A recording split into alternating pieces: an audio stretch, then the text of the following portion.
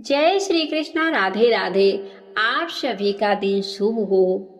आज आप सुनने वाले हैं फागुन मास महात्म्य की चतुर्थी अध्याय की कथा।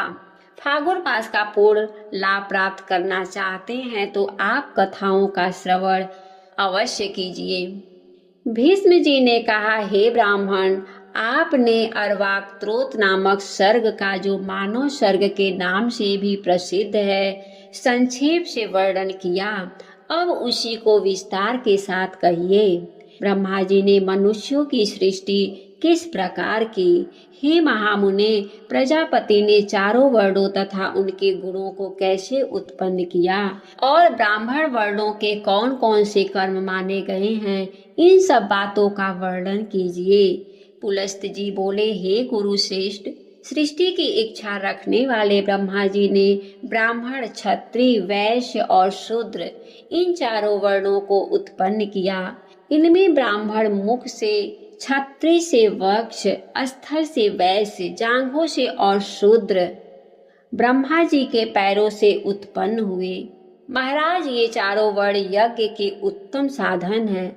अतः ब्रह्मा जी ने यज्ञानुष्ठान की सिद्धि के लिए इन सब की सृष्टि की।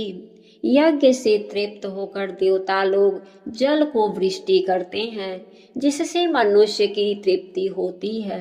अतः धर्ममय यज्ञ सदा ही कल्याण का हेतु है। जो लोग सदा अपने वर्णोचित कर्म में लगे रहते हैं, जिन्होंने धर्म विरुद्ध आचरणों का परित्याग कर दिया है तथा जो सन्मार्ग पर चलने वाले हैं, वे श्रेष्ठ मनुष्य यज्ञ का यथावत अनुष्ठान करते हैं। हे राजन, यज्ञ के द्वारा मनुष्य इस मानव देह के त्याग के पश्चात स्वर्ग और अपवर्ग भी प्राप्त कर सकता है तथा और भी जिस जिस स्थान को पाने की उन्हें इच्छा हो, उसी में वे जा सकता है।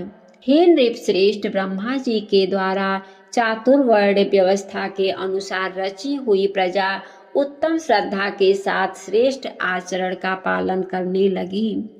वह इच्छा अनुसार जहाँ चाहती रहती थी, उसे किसी प्रकार की बाधा नहीं सताती थी। समस्त प्रजा का अंतःकरण शुद्ध था। वह स्वभाव से ही परम पवित्र थे। धर्मानुष्ठान के कारण उसी की पवित्रता और भी बढ़ गई थी।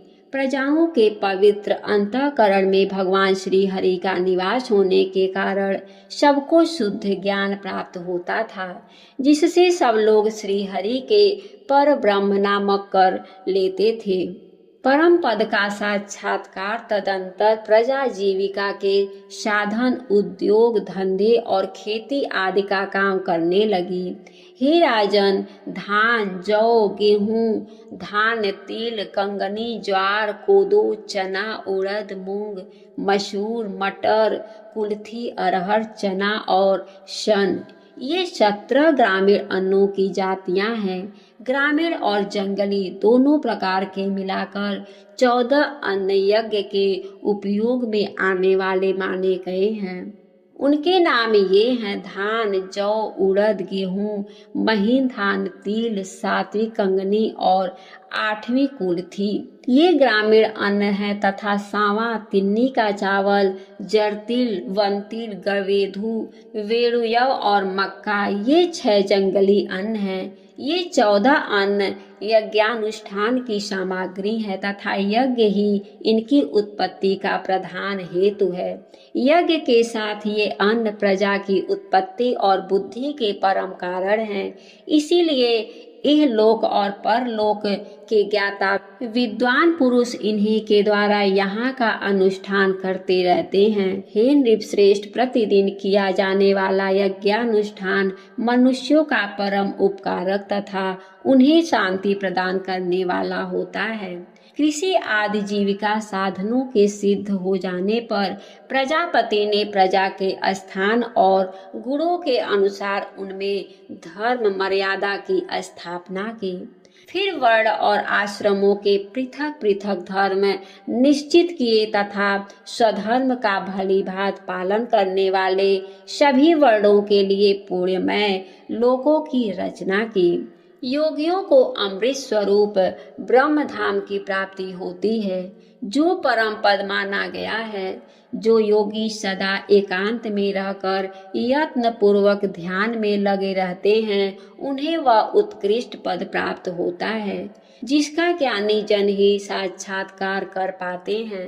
तामिस अंध तामिस महारौरव रौरव घोर असीपत्रवन कालसूत्र और अविचिमान आदि जो नरक हैं, वे वेदों की निंदा, यज्ञों का उच्छेद तथा अपने धर्म का परित्याग करने वाले पुरुषों के स्थान पर बताए गए हैं। ब्रह्मा जी ने पहले मन के संकल्प से ही बराबर प्राणियों की सृष्टि की, किंतु जब इस प्रकार उनकी सारी प्रजा पुत्र पौत्र आदि के क्रम से अधिक न बढ़ सकी, तब उन्होंने अपनी ही सदृश अन्य मानस पुत्रों को उत्पन्न किया। उनके नाम है भृगु, पुलक, क्रतु, अंगिरा, मरीचि, दक्ष, अन्नी और वशिष्ठ। पुराण में ये 9 ब्रह्म निश्चित किए गए हैं। इन भृगु आदि के भी पहले जिन सननंदन आदि पुत्रों को ब्रह्मा जी ने जन्म दिया था, उनके मन में पुत्र उत्पन्न करने की इच्छा नहीं हुई, इसीलिए वे सृष्टि रचना के कार्य में नहीं फंसे। उन सबको स्वभावतः विज्ञान की प्राप्ति हो गई थी। वे मात्सर्य आदि दोषों से रहित और वीतराग थे। इस प्रकार संसार की सृष्टि के कार्य से उनके उदासीन हो जाने पर महात्मा ब्रह्मा जी को महान क्रोध हुआ। उनकी भौहें तन गई और ललाट क्रोध से उद्दीप्त हो उठा। इसी समय उनके ललाट से मध्याह्न कालीन सूर्य के समान तेजस्वी रुद्र प्रकट हुए। उनका आधा शरीर स्त्री का था और आधा पुरुष का। वे बड़े प्रचंड थे और उनका शरीर बड़ा विशाल था। तब ब्रह्मा जी उन्हें यह आदेश देकर कि तुम अपने शरीर के 2 भाग करो, वहां से अंतर ध्यान हो गए। उनके ऐसा कहने पर रुद्र ने अपने शरीर के स्त्री और पुरुष रूप दोनों भागों को पृथक पृथक कर दिया और फिर पुरुष भाग को 11 रूपों में विभक्त किया। इसी प्रकार स्त्री भाग को भी अनेकों रूपों में प्रकट किया। स्त्री और पुरुष दोनों भागों वे भिन्न भिन्न रूप, सौम्य, क्रूर, शांत, श्याम और गौर आदि नाना प्रकार के थे। तत्पश्चात ब्रह्मा जी ने अपने से उत्पन्न अपने ही स्वरूप भूत स्वयंभू को प्रजा पालन के लिए प्रथम मनु बताया। स्वयंभू मनु ने शत्रुपा नाम की स्त्री को, जो तपस्या के कारण पाप रहित थी, अपनी पत्नी के रूप में स्वीकार किया। देवी शत्रुपा ने स्वयंभू मनु से 2 पुत्र और 2 कन्याओं का जन्म दिया। पुत्रों के नाम थे प्रियव्रत और उत्तानपाद तथा कन्याएं प्रसूति और आकुति के नाम से प्रसिद्ध हुईं। मनु ने प्रसूति का गर्भ से 24 कन्याएं उत्पन्न की। उनके नाम हैं श्रद्धा, लक्ष्मी, घृति, पुष्टि, तुष्टि, मेधा, क्रिया, बुद्धि, लज्जा, शांति, सिद्धि और 13वीं कीर्ति। इन दक्ष कन्याओं को भगवान धर्म ने अपनी पत्नियों के रूप में ग्रहण किया। इनसे छोटे 11 कन्याएं और थीं, जो ख्याति, सती, संभूति, स्मृति, प्रीति, क्षमा, सन्नति, अनसुईया, ऊर्जा, स्वाहा और स्वधा नाम से प्रसिद्ध हुई। हे नृपश्रेष्ठ, इन ख्याति आदि कन्याओं को क्रमशः भृगु, शिव, मरीचि, अंगिरा और मैंने पुलस्त तथा पुलह, कृतु, अन्य, वशिष्ठ, अग्नि तथा पितरों ने ग्रहण किया।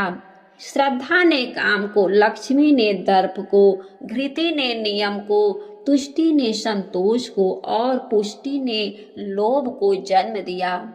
मेधा ने ऋतु को, क्रिया ने दंड, नय और विनय को, बुद्धि ने बोध को, लज्जा ने विनय को, वपु ने अपने पुत्र व्यवसाय को, शांति ने क्षेम को, सिद्धि ने सुख को और कीर्ति ने यश को उत्पन्न किया।